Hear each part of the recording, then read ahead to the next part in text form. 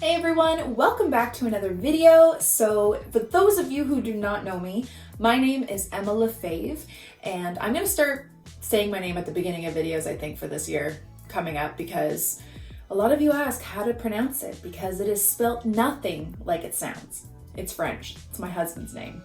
Lefebvre. Just think that I'm your favorite teacher and you'll be good. Anyway, today we are going to be taking a little walk through 2020. We're going to be going through lists of some of my favorite videos that I filmed, my least favorite, my favorite supplies of 2020 that I've started using, and my favorite artists that I like to follow on Instagram and YouTube. So let's jump right in.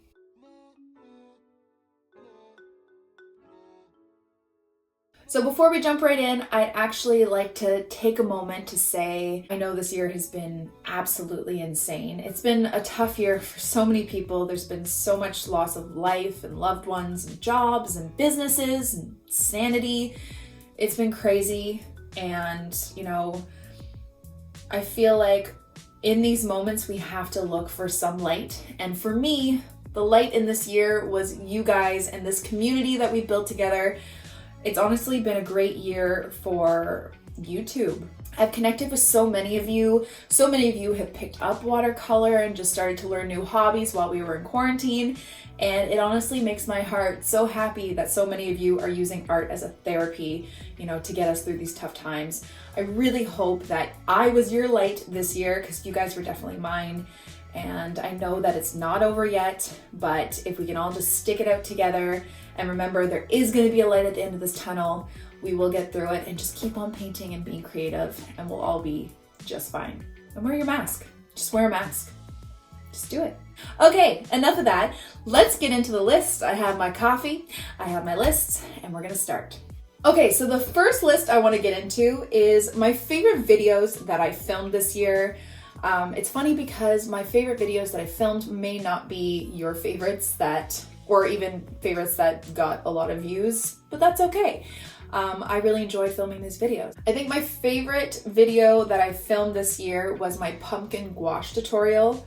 It wasn't even much of a tutorial because I didn't really know what I was doing for a lot of the video, but it ended up turning out so well, and I was pleasantly surprised with how it turned out, and I impressed myself, and that doesn't always happen. I will tell you right now that I walk away from some of these videos and some of these paintings going, what the heck was that? But that one surprised me, and I actually really enjoyed it, and it really got me into gouache. So I loved filming that one, and I loved painting it, and it's definitely something I'm going to be hanging up in my house in the fall, so yeah. My second favorite video, I think, was the snowy landscapes that I painted, was it last week or the week before? That was just kind of a spur of the moment one again, and I didn't really know where I was going to go with it, but it turned out, and it just was really nice and peaceful. It was very snowy outside, and I just felt inspired. And sometimes you just need to, create on a whim and just see what inspires you around you and go with it. So I really enjoyed that one, and it seems like you guys enjoyed it too. But yeah, that was fun to paint, and I like painting snow. My third favorite one was the Bob Ross tutorial. That was a challenge, and while it turned out well, it wasn't like amazing. It was quite the challenge, and it was fun to do because he obviously paints with oil. I paint with watercolor, completely different mediums, and they react differently. The way you have to layer and everything is completely different. It was a challenge, but it was fun, and I think I'm actually going to do another one, having a better idea of how I may go about it. And it also may help you guys see how I kind of break down landscapes. So yeah, I think I'm going to try that one again, but it was fun because it was a challenge, and it actually ended up turning out okay. So I think we're going to have to do that again this year. My fourth favorite video is kind of a tie. We did our Birth Month Flower series this year, and two of them that I really liked were March's Daffodils and April's Daisies. I feel like I have developed my style as an artist this year, which for the longest time I had kind of just been painting what I'd been taught, and I really enjoyed that. But I feel like this year I really started to develop a style, and while I do a lot of loose florals and I love those, I started to add a bit of detail, and I really enjoyed how those two turned out specifically. And I think I have a good mix of loose and detailed florals. And yeah, those two were probably my favorite of all the birth month flowers. And yeah, they just turned out really nicely and they were fun to film. I get so much satisfaction at the end of a video when I'm like, oh, thank God it turned out. Because there's a lot of times where it doesn't. And a lot of those takes you don't see. But when it does turn out, it's like super satisfying. So don't think I get it always right. I don't. There are a lot of clips and a lot of videos that didn't make it that you didn't see. So don't ever think that I get it right all the time, because I don't. And then I think my last favorite video was kind of a series. It didn't do as well view-wise, which is fine, but I really enjoyed the illustration series this year. And I keep saying this on my Instagram that I want to create another booklet for my Etsy shop, going through illustration stuff, and I will. 2021, it's my year for that. But yeah, it was just something I really enjoyed, was illustrating this year. It was a lot of fun to illustrate people and work with different mediums. I started adding some pencil crayons into my work, and it was fun. And it kind of brought me back to where I started when I was younger. I always used to draw people, not well, but I did. And it was fun. So I really enjoyed that series, and I might change it up a bit in 2021 and do some more. I know a lot of people want me to start illustrating animals, which I hate, but I might use it as a challenge and try it. So yeah. So those were my top 5 favorite videos. Honorable mentions, I enjoyed doing most loose florals, any kind of loose florals that you guys love, that I love. They were good. Yeah, it was a pretty good year for videos. Not gonna lie, I enjoyed it. But now that we're done talking about my favorite ones, let's talk about the ones that were not my favorite. So my least favorite videos to film this year. Well, if you guys know me, you know I don't like painting animals. I just don't feel like they turn out very well, and I find them very difficult. And there's so many other people out there that can paint animals really well. Well, this didn't turn out horribly. It just wasn't something that I was like, yes, I'm so proud of this. It just wasn't. The cat tutorial. Everyone's been asking me to paint a cat, and I did it, and it was okay, but it wasn't my favorite. Just gonna be honest, just wasn't my favorite. But I'm glad that some of you did like it, so that was a plus. But yeah, it just wasn't my favorite. Another one that I wasn't too fond of was last week's hot chocolate. Can you guys tell I'm starting to run out of ideas? Like, there's some days where I'm just like, what am I gonna paint? I wanna get out 3 videos for you guys. YouTube has become my business. This is how I make money. So I do want to make sure I get out content for you guys and just give you guys something to do too. But there's some days where I'm just like, what am I gonna paint? And I was drinking hot chocolate. I'm like, all right, let's just paint hot chocolate. Didn't turn out badly. It's cute, and you know, you can definitely use it as an illustration on cards or whatever. But looking back, the mug was lopsided. But I find it so hard to see because I can't really like look at it straight on a lot of the time because I'm filming and the camera's down, and it wasn't until after that I was like, oh man, it's lopsided, but it's fine. It turned out cute. It's just an illustration, not a big deal, but wasn't my favorite. Another one that wasn't my favorite was the shamrock tutorial. Do you guys even remember that? I don't think it got many views. It was March. It was St. Patrick's Day. I needed to get a video out, or I wanted to get a video out. It was easy, and you know what? That's something you could definitely do with your kids and whatever, but it was kind of like one of those, I don't know. I, again, ran out of ideas. Okay, so floral videos that I didn't like. So, like I said, did the birth month flower series. My least favorite one was probably the carnation, which was January's. I find carnations really hard to paint anyway. They're just a little tricky. There's so many little petals in there, and it was my first one, and it kind of honestly left a little bit of a sour taste in my mouth starting the year off like that. And I was like, oh gosh, did I just commit to doing 12 birth month flowers and this is how it's starting? Ended up turning great. Loved the series, but January's is not my favorite. Maybe I'll give carnations a go again after having more practice with flowers, but it was meh. And then the last tutorial that I was not too fond of, a lot of people asked me to paint a foxglove flower. Don't really like them. If you watch the video or you watch any of my Instagram stories during that time, I have this phobia of holes. I think it's called trypophobia or something. It's a fear of holes. When I see a lot of holes like clustered together, it really creeps me out. And if you Google foxglove flowers, I'll put a little picture here. They just creep me out. There's just so many holes. I don't know, and dots, and it's a real phobia, guys. But yeah, people requested that flower. I did it. Wasn't my favorite, but I did it. Just not a fan. Okay, well that was fun. Let's get into a more positive list, and I'm gonna go through my favorite supplies that I started using in 2020. I love art supplies, and I found some really good ones this year. So let's start with paper. So one of the first different types of paper that I found, because if you guys watch a lot of my videos where I say bee paper has gone out of business, and I'm still using some of it because I found a pack that I had bought like ages ago. I was so excited, but they don't sell it at Michael's anymore. Some people have said they have found it on Amazon. They're wondering if it might be different. I honestly haven't tried it because it's more expensive than it was. Like, I used to be able to get it for a lot cheaper, and so I just kind of like scrapped it. I don't use bee paper anymore, except for the last few sheets that I have. I still have a couple.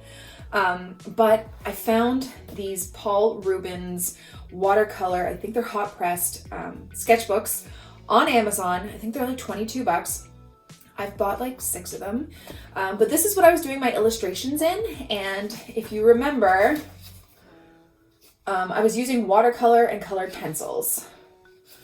Like, I was very happy with how my work was coming out on these. It took the watercolor beautifully, blends really well. And then also with the colored pencils, I say colored pencils and pencil crayons. In Canada, we say pencil crayons. US, you say colored pencils. I say pencil crayons, but I know a lot of people here watch from the US and you might not know what I'm talking about. They're colored, no, they're pencil crayons. Pencil crayons. But yeah, the illustrations turned out so cute, and I absolutely love this paper for illustrating on. And then I even tried gouache on it too, and it takes gouache really well because it's nice and smooth, but it's 100% cotton, super absorbent, so it takes color in, it stays wet for a little bit longer. They're great notebooks. I highly suggest these. They went out of stock a while ago, but they're back in, and I bought 2 more. So I will put the link to all these supplies in the description below, so make sure you check it out, but I do love this paper. The other paper that you guys may notice that I use all the time now are my Etcher Lab cold press watercolor sketchbooks.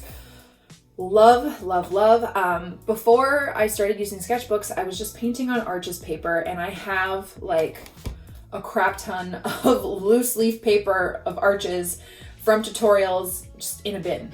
Look at this. These are all previous tutorials of Arches paper from the past.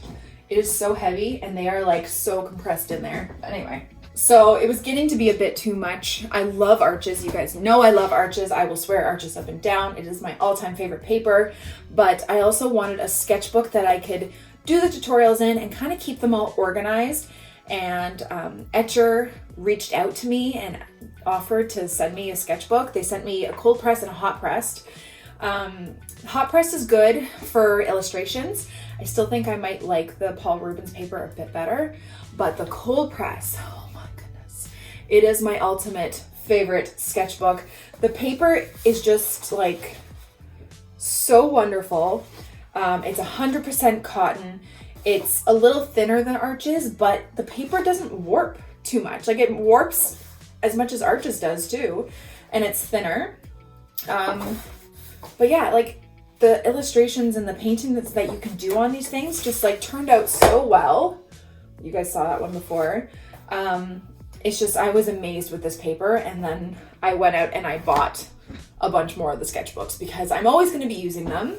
And I just really, really, really love them. So I know they're a little bit pricier, but people are always asking what's a good quality paper. Unfortunately, if you want good quality paper, you kind of have to pay for it. I know it's a little bit more expensive, but honestly, if you're going to splurge on any supply when using watercolors, you don't need the fanciest brushes. You don't need the fanciest paint. Paper makes all the difference. So I highly suggest those books.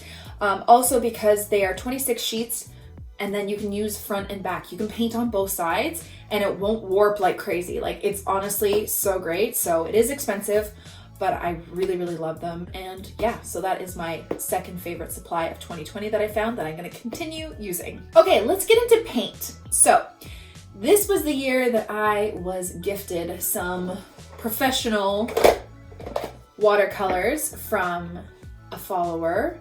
Actually 2 different followers. You guys are amazing. They started using different watercolors and they had a whole collection of professional watercolors that they were like, hey, would you use these? And I was like, heck yes, I would. So they gave me tons and tons of professional tubes. And honestly, I don't think I would have upgraded to professional watercolors if I wasn't gifted these, because they are really expensive. Is it worth it? If you are selling your work and like this has become like your business, I would definitely suggest you upgrade. The light fastness is better. They last longer.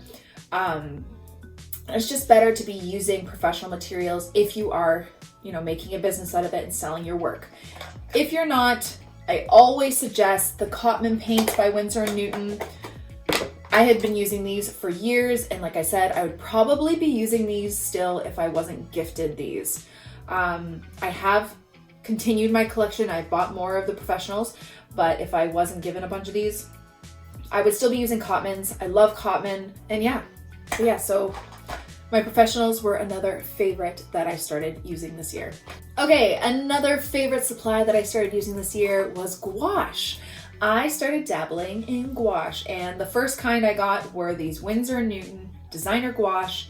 I love them. I love the brand Winsor & Newton. I know they're high quality, so I just keep going with it. I don't want to try a ton of different paints and just have them sitting around. That's why I don't have a collection of other brands. It costs money to develop a big collection, and if I'm not going to use it all the time, I don't want it to just sit there. So I love Winsor & Newton, so I tried the designer gouache. I absolutely love it. It's just a fun medium to work with. I used to work with acrylic a long time ago, so it's similar, but it can be reactivated with water, which is interesting. So I've really enjoyed the look of this. That matte, kind of flat but vibrant look of gouache is a lot of fun to work with. And yeah, so I really like the Winsor & Newton ones. But if you saw one of my other videos, you know that I started using the Liquitex acrylic gouache. This is brand new. I just bought a bigger tube of them because I've been using the smaller ones, and now I bought the bigger ones because I actually really, really like these. And the reason why I like these is because they cannot be reactivated with water. They're permanent. So I find it's a little bit easier to work with, and you can also work on different surfaces. So if you saw my video on making these Christmas decorations, it looks like gouache, but it's waterproof. So it's like kind of the best of both worlds. A lot of people will just say that this is just matte acrylic, which yeah, probably that's exactly what it is, but it looks like gouache to me and I love it. So that's my other favorite supply, was the acrylic gouache. I do love the regular Winsor & Newton designer gouache. I'm just having fun dabbling in other little, mediums. And then my final favorite supply this year that I started using, Posca pens. I did a couple tutorials with these, the water bottle, and I painted on a pumpkin. I just love how opaque they are. They're permanent. I'm planning to do a shoe painting tutorial later on. I'm probably going to be using the acrylic gouache to do that, or I have soft body acrylics as well. I'm going to be painting on canvas shoes, but then I used to do this, like I've done a bunch of shoes this year for my son and then my son's friends. I paint with acrylic and then I would outline with a Sharpie. But now that I have these, I'm definitely going to be using my Posca pens. They're just a lot of fun to use, and you can use them on like so many different surfaces. You could probably use them to do ornaments as well, but they're just a lot of fun. And yeah. And then one more supply that's an honorable mention is my kneaded eraser. This is what it looks like new in the package. I think I bought a pack of 4 of them off Amazon, and I've only used the one so far. I finally stopped using those really crappy white school erasers that was leaving residue all over my drawings. Kneaded erasers kneaded erasers are essential. I really love them. And when you're stressed out, you can just knead it. So it's been super helpful in 2020. These are also cheap. They're only a couple bucks. So I will leave the link below because these are honestly so great to use. Gotta keep drinking the coffee to keep me going. Okay, and last but not least, my last list are artists that I have started watching in 2020 that I absolutely love. A couple are YouTube, a couple are Instagram. Let's just get right into it. So the artists that I find I watch on YouTube do not really do watercolor. It's not the same medium as me. It's not even like the same kind of videos. It's completely different, but I find them really relaxing and calming. So the first artist that I follow is Chloe Rose Art, and she just paints on a bunch of random things. Like she painted on her wall. She did like a Bob Ross tutorial on her wall. She did, she painted on a toilet seat. She just paints on random things. And then she does a bunch of like art supply and box reviews. And I just find them like easygoing and fun to watch. So if I'm just kind of, you know, putting around in my office, I'll just throw her on and I really enjoy her. She's also funny and has a great accent. Another artist that I really enjoy watching is very similar. Her name is Mira Byler, and I just started watching her too. Very similar to Chloe, paints on a lot of fun things. Her art is just fun and vibrant, and it's nothing like mine, and I really enjoy watching that. But she's also easy to watch. Her videos are really well edited. She's just a lot of fun, and I find that's what I gravitate towards on YouTube. It's just fun videos. So yeah, check her out as well. Another artist that I started watching this year is Emily Artful. Again, art is completely different than what I do, but she makes some pretty dope art. And she also has really funny commentary. Her voiceovers while she's drawing and stuff is wonderful. She's very smart and quick-witted, and I just find her really fun to watch. So check her out as well. And then the last artist that I follow on YouTube, she only has a handful of videos, but she does some beautiful gouache tutorials. Her name is Ruth Wilshaw, and she just does some beautiful stuff, and I just find it so mesmerizing. Like she does some beautiful gouache landscapes and stuff, and it's just completely different than what I do, and I feel like I have a lot to learn from her. I think she might do full-length videos somewhere else. I'm not actually sure, but I really like some of her stuff that she has on YouTube, so check her out as well. And then the last two artists that I follow, these two are on Instagram. They are both illustrators. The first one is Vashti Harrison. She is an illustrator and an author, so you may actually see her books. She does the Little Leaders series and the Little Dreamers. I'm obsessed with her illustrations. They are so gorgeous. They are complete goals, but she has some beautiful stuff. And that is something I want to do in the future, is illustrate children's books. So she's a huge inspiration. So check her out if you haven't already seen her stuff. And then last but not least, I'm going to talk about Elena Comte. I hope I'm saying that right. It's French. You'd think I know. I'm Canadian, but it's fine. Elena Comte Studio. She doesn't have a huge following on Instagram, which blows my mind, but her illustrations are just breathtaking. I'm obsessed with them. Her color palettes that she uses and her eye for color is just, I will scroll through her feed over and over again, and I love her updates. I find her account just brings me so much joy, and it's so important to follow people that bring you joy, and hers is one of those. She's a beautiful illustrator, and I really hope she like illustrates some children's books or something soon, because they are gorgeous and definite goals. And that's it. I think that's all of the lists I have for my favorites of 2020. It's been a crazy year, but there has been some good. We're hoping that next year will be a bit better. I don't have much more to say. I think I'm all talked out. But yeah, I hope you guys enjoyed this video. Please let me know in the comments below some of your favorite videos of 2020, maybe your least favorite. Let's try and keep it positive. Maybe some of your favorite supplies that you guys started using and some of your favorite artists. Please share your favorites with us. Let's keep it positive, and that's about it. I hope you guys enjoyed this video, and I hope you all have a wonderful day. Don't forget to subscribe to this channel, because we're going to be doing a whole bunch of new content coming up in the new year. And that's about it. Thank you guys for watching. Have a wonderful day. Bye.